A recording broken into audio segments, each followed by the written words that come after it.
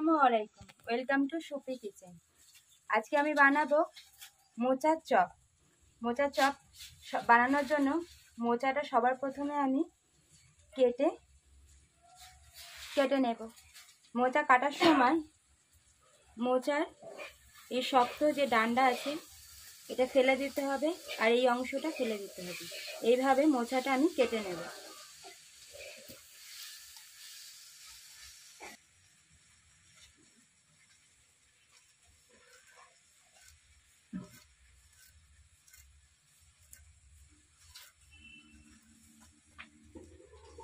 এইভাবে কুচি কুচি করে মোচাটা আমি কেটে নেব।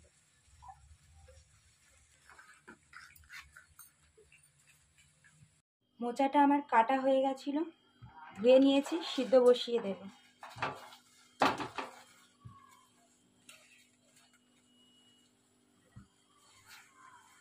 দিয়ে দেব জল।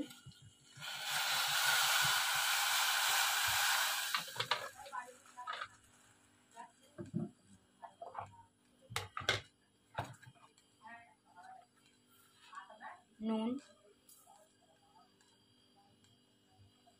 হলুদ, যাতে মোচার কষটা কেটে যায়।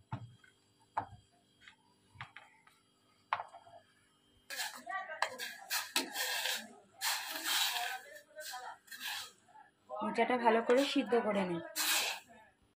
মোচাটা আমার সিদ্ধ হয়ে গেছে, এবার জলটা ঝারিয়ে নেব।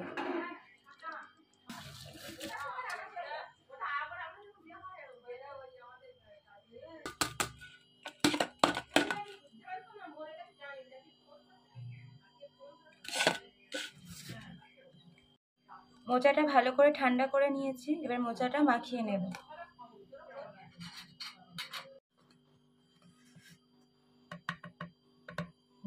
নিয়ে নিয়েছি পরিমাণ মতো বেসন, চিনি,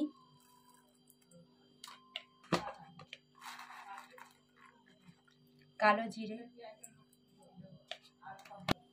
পেঁয়াজ কুচি,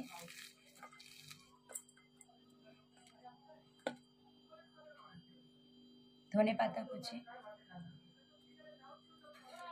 কাঁচা লঙ্কা কুচি,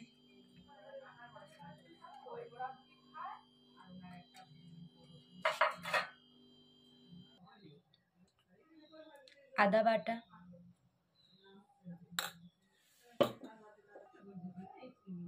সিদ্ধ করার সময় যেহেতু নুন দিয়েছিলাম তাই অল্প পরিমাণে নুন, অল্প পরিমাণে হলুদ গুঁড়ো, অল্প পরিমাণে লঙ্কার গুঁড়ো, কাঁচা লঙ্কা যেহেতু দেয়া আছে আপনারা ঝাল অনুযায়ী কাঁচা লঙ্কাটা ব্যবহার করবেন। দিয়ে দেব জিরে আর গোলমরিচ আর ধনে একসাথে গুঁড়ো করা।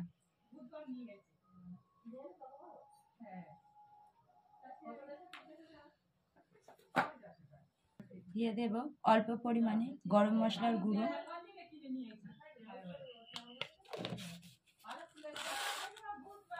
সমস্ত কিছু একসঙ্গে আমি মাখিয়ে নেব।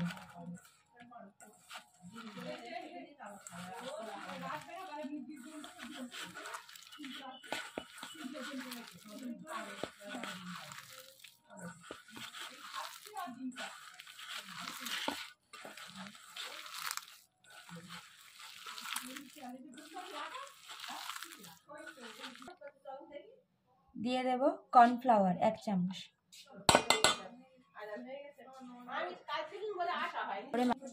ভালো করে মাখিয়ে নেব।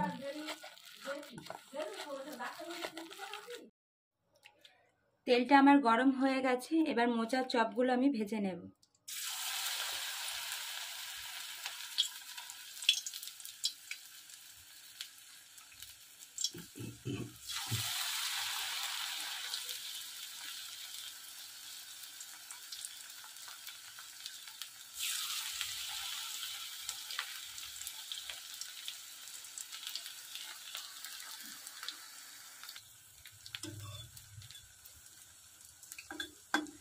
এবার মোচার চপগুলো আরেক পিঠ উল্টে দেব।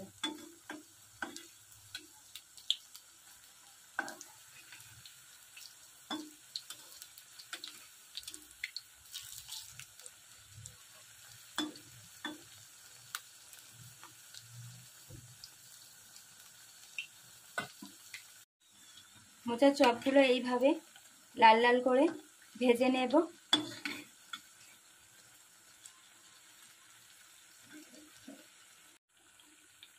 মোচার চপটা ভাজা হয়ে গেছে, তুলে নেব।